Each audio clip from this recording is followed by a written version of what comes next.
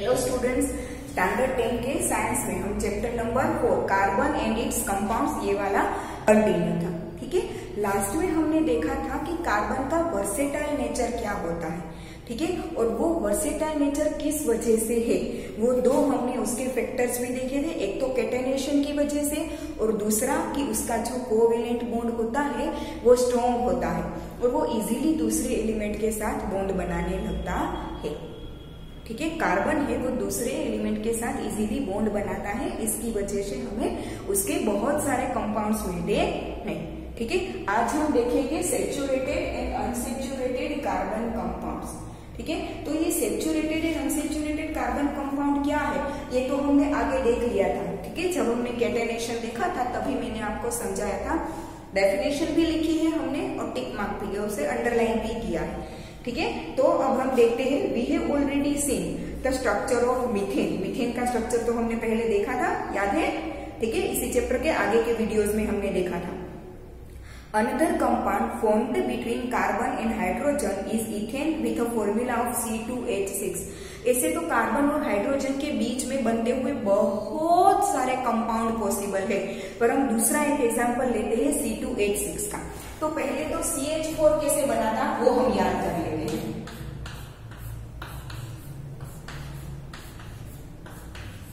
ऐसे बना था CH4, ये हमने बॉन्डिंग के फॉर्म में दिखाया है। अब इसी चीज को मैं इलेक्ट्रॉन स्ट्रक्चर से दिखाऊं तो कैसे दिखाया था मैंने, ये कार्बन के 4 इलेक्ट्रॉन वैलेंस इलेक्ट्रॉन, ये कार्बन के 4 वैलेंस इलेक्ट्रॉन और ये हाइड्रोजन के एक वैलेंस इलेक्ट्रॉन, हर एक हाइड्रोजन का एक।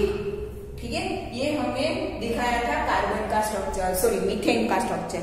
इसी तरीके से अब हम देखेंगे इथेन का स्ट्रक्चर। किसका देखेंगे? इथेन का। इसे मैं ऐसे दिखा सकती हूँ, देखो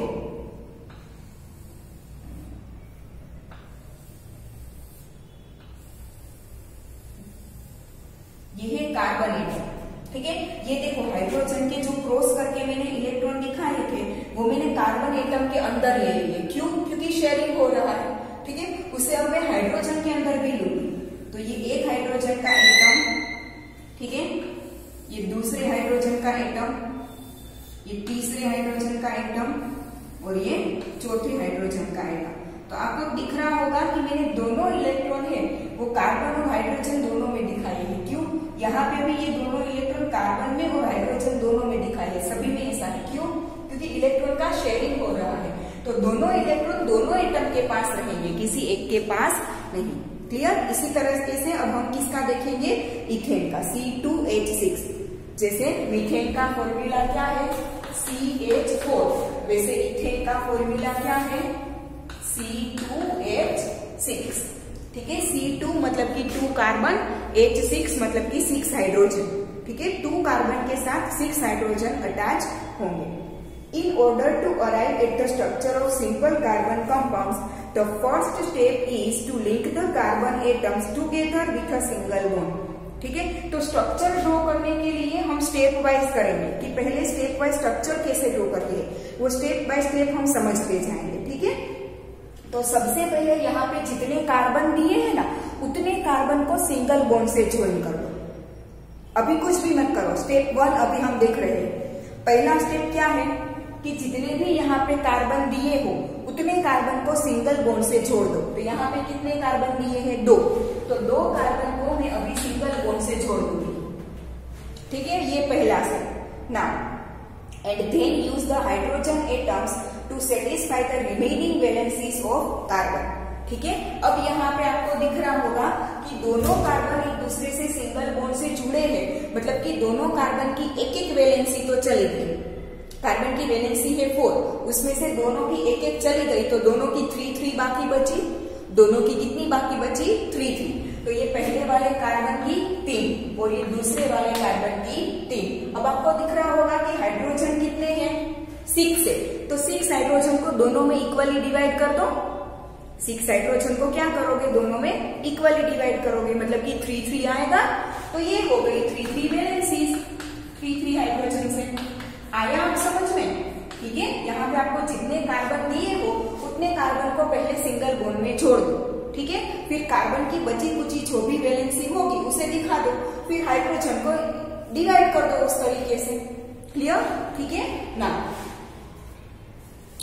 3 valencies of each carbon atom remain unsatisfied. यहाँ पे कार्बन कार्बन की वजह से दोनों की एक एक तो सेटिस्फाई हो गई, दोनों की 3 वैलेंसीज अनसेटिस्फाइड थी।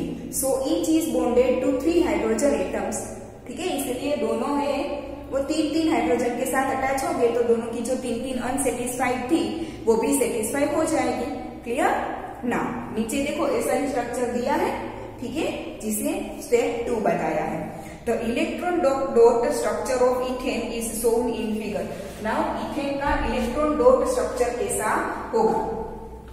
ये पहला कार्बन, ये दूसरा कार्बन, ठीक है, ये एक कार्बन के 1 2 3 और 4 इलेक्ट्रॉन, ठीक है, ये दूसरे कार्बन के 1 2 3 और 4 इलेक्ट्रॉन। दोनों को मैंने बाजू में क्यों दिखाया? क्योंकि दोनों के बीच में एक बॉन्ड है, तो इस बॉन्ड को दिखाने के लिए दोनों का एक एक इलेक्ट्रॉन आएगा। ठीक है, ये हो गया, ये बन गए 2 कार्बन एटम, और ये वाले इलेक्ट्रॉन पेयर को मैंने दोनों में दिखाया है क्योंकि दोनों में उसकी वजह से सिंगल बॉन्ड बन रहा है। ठीक है, अब दोनों में कितने हाइड्रोजन है? 3 हाइड्रोजन। ठीक है, तो ये एक हाइड्रोजन का एक इलेक्ट्रॉन, ये दूसरे का और ये तीसरे का।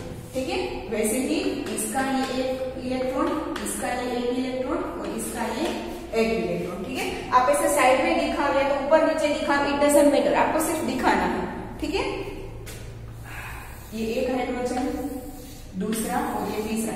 देखना हाइड्रोजन एक दूसरे में मिक्स नहीं होने चाहिए, हाइड्रोजन सिर्फ कार्बन के साथ ही मिक्स होने चाहिए और अपने वाले कार्बन के साथ ही।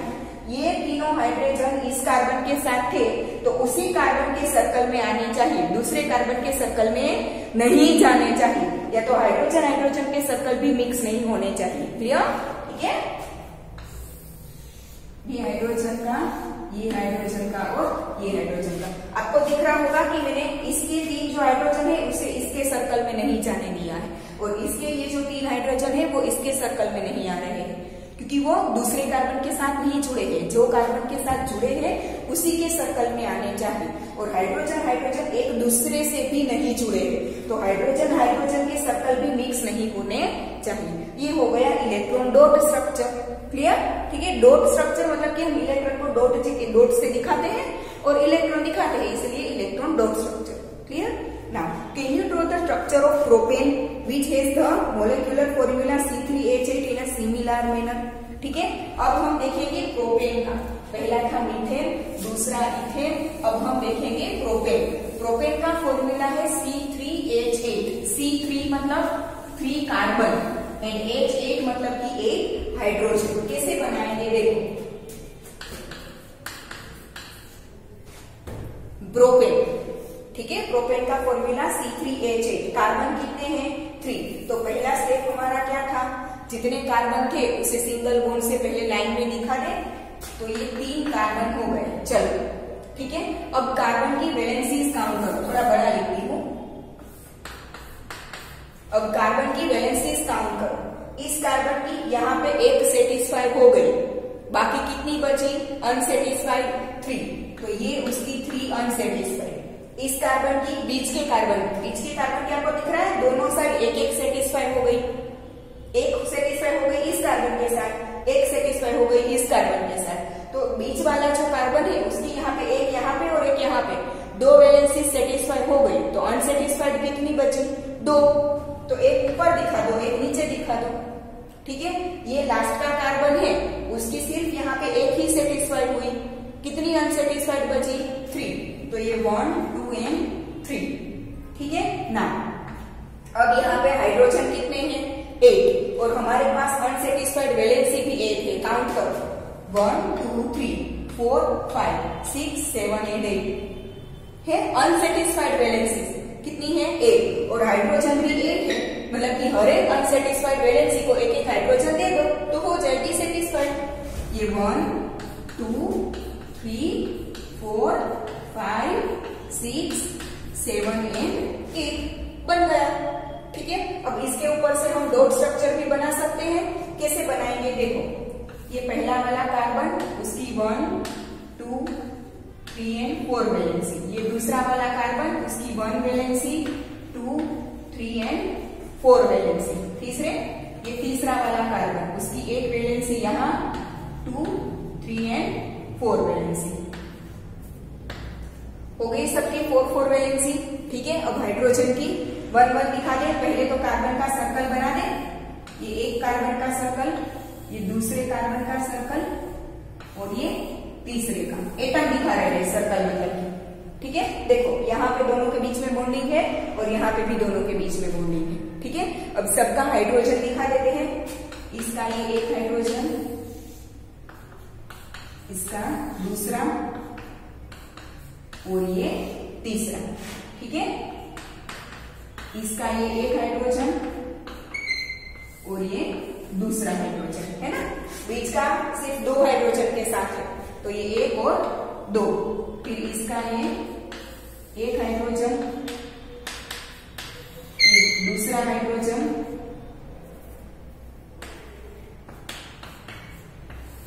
और ये तीसरा हाइड्रोजन। क्लियर, दिखा सकते हो आप ऐसे। तो ये हो गया प्रोपेन। ठीक है ना, you will see that the valencies of all the atoms are satisfied by single bonds between them. ठीक है, सारे एटम्स की, चाहे वो कार्बन हो या हाइड्रोजन का हो, सारे एटम की वैलेंसीज उनके बीच की सिंगल बॉन्ड से सेटिस्फाइड हो रही है। ठीक है ना, such carbon compounds are called saturated compounds. ठीक है, सिंगल बॉन्ड से सारी वैलेंसी सेटिस्फाइड होती हो तो वो saturated compound. These compounds are normally not very reactive। और इस टाइप के सारे सिंगल बॉन्ड वाले जो कंपाउंड्स होते हैं ना, वो ज्यादा रिएक्टिव नहीं होते, वो स्टेबल होते हैं, जल्दी से किसी के साथ रिएक्शन नहीं करते। ठीक है, they are very less reactive, किसी के साथ जल्दी रिएक्शन नहीं करते, तो उसे स्टेबल कंपाउंड बोला जाता है। क्या बोला जाता है? Stable compound. However, another compound of carbon and hydrogen has the formula C2H4 is called ethene। इसे पढ़ा जाता है इथीन। देखो, इथेन और इथीन दोनों में फर्क है।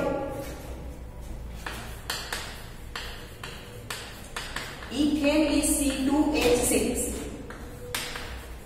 Ethene is C2H4।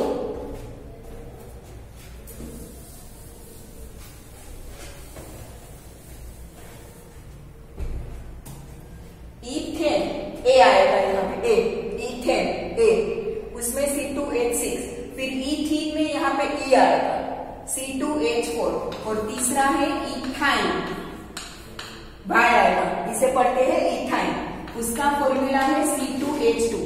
आपको दिख रहा है तीनों में कार्बन तो 2-2 ही है, बट हाइड्रोजन की नंबर ऑफ हाइड्रोजन अलग अलग है। इथेन में 6, इथीन में 4 और इथाइन में 2। क्लियर? ठीक है, तो ये मिक्स नहीं करना है, इसे पढ़ा जाता है इथेन, इसे इथीन और इसे इथाइन। इथेन में यहाँ पे ए आएगा, इथीन में ई आएगा और इथाइन में वाई आएगा। क्लियर? अब दूसरा एक कार्बन का 2 कार्बन वाला एक कंपाउंड हम लेते हैं इथेन, C2H4। ठीक है, उसे दिखाने के लिए हम क्या करेंगे? C2H4। तो पहला स्टेप तो हम वही करते हैं, जितने कार्बन होते हैं उसे सिंगल बॉन्ड से जोड़ दो।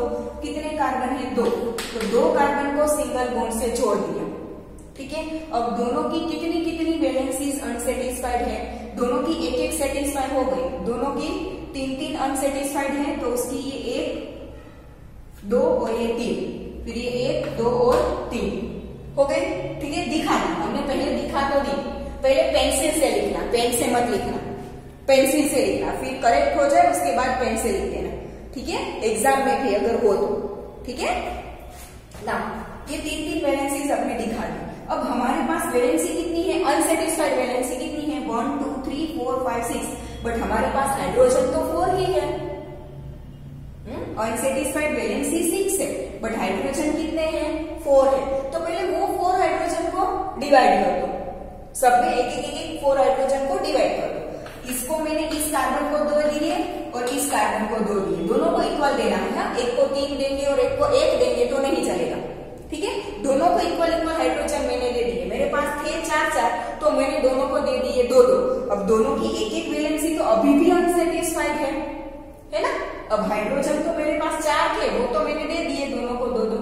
ठीक है, अब दोनों की और 1-1 अनसेटिस्फाइड बची है, तो वो जो अनसेटिस्फाइड थी वो यहां से निकल जाएगी, पर दोनों कार्बन में डबल बॉन्ड के फॉर्म में आ जाएगी। किससे बॉन्ड के फॉर्म में? डबल बॉन्ड के फॉर्म में। मतलब कि यहाँ पे कार्बन कार्बन के बीच में क्या होगा? डबल बॉन्ड होगा। आया समझ में? ठीक है, दोनों कार्बन की एक एक वैलेंसी सिंगल बॉन्ड से सेटिस्फाई की थी हमने, फिर बाकी बची थी 3-3। ठीक है, तो दोनों की 3-3 में से 2-2 तो हाइड्रोजन से सेटिस्फाई हो गए, बट अभी भी दोनों की एक एक बची थी। तो जो एक एक बची थी ना, वो एक दूसरे के साथ कार्बन कार्बन एक दूसरे के साथ डबल बॉन्ड बना के कंप्लीट कर देंगे। आया समझ में?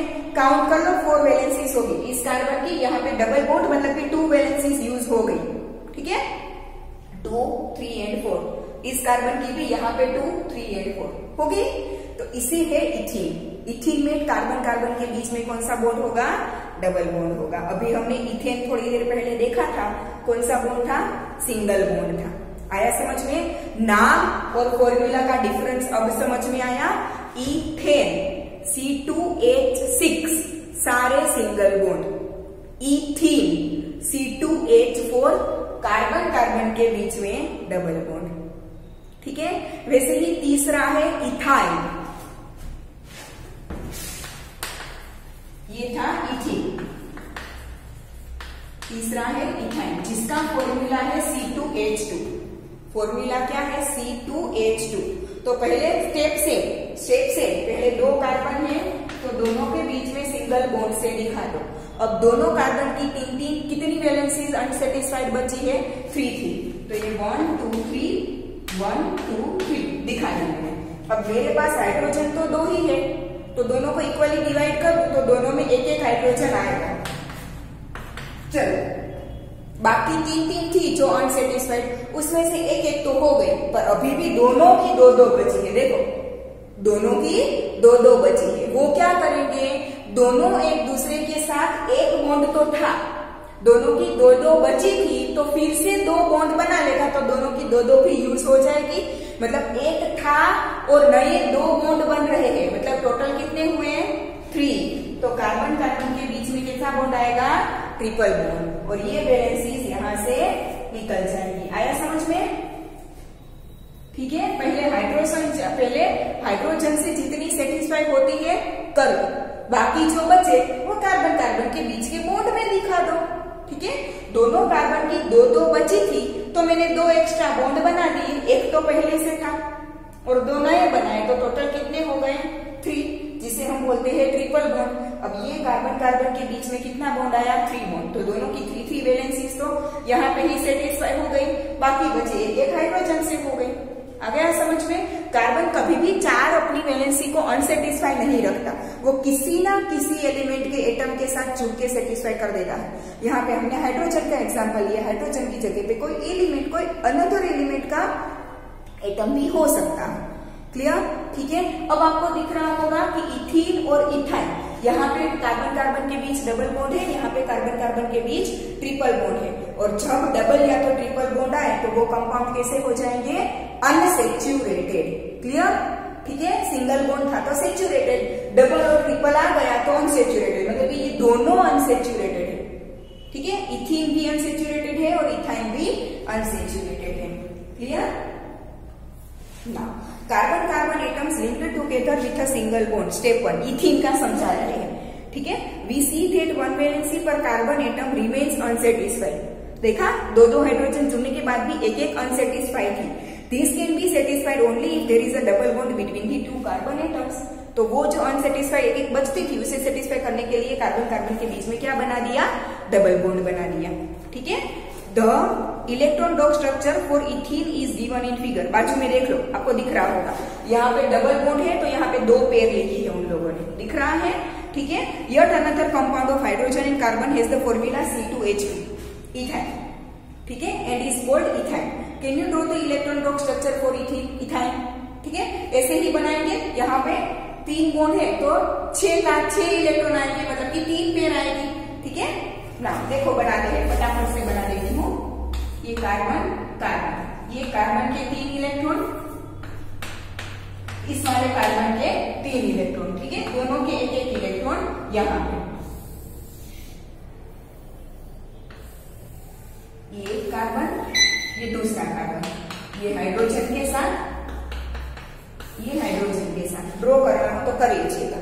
ठीक है, दोनों के 3-3 इलेक्ट्रॉन बीच में आएंगे, मतलब कि 3 पेयर बने, 6 इलेक्ट्रॉन 3 पेयर, मतलब कि ट्रिपल बॉन्ड। ठीक है, now how many bonds are necessary between the two carbon atoms in order to satisfy their valencies?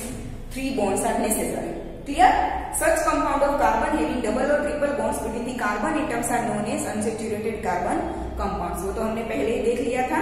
And they are more reactive than the saturated carbon compounds. Saturated carbon compound हमने आगे देखा कि they are very less reactive. But ये जो unsaturated compounds होते हैं ना, double या तो ट्रिपल बॉन्ड वाले जो अनसेचुरेटेड कार्बन कंपाउंड होते हैं, दे आर वेरी रिएक्टिव, जल्दी से रिएक्शन कर लेते हैं। डबल बॉन्ड तोड़ के फटाफट रिएक्शन कर देगा, या ये ट्रिपल बॉन्ड तोड़ के फटाफट रिएक्शन कर देगा। उसमें तो सिंगल ही था तो उसे तोड़ना मुश्किल होगा, इसलिए जल्दी रिएक्शन नहीं करते। इसमें डबल और ट्रिपल होते हैं तो वो तोड़ के फटाफट रिएक्शन कर लेंगे। तो ये जो अनसेचुरेटेड होते हैं वो दे आर वेरी रिएक्टिव। ठीक है, आ गया सबको समझ में? तो आज हम यहाँ तक रखते हैं, नेक्स्ट टॉपिक से नेक्स्ट लेक्चर में देखेंगे।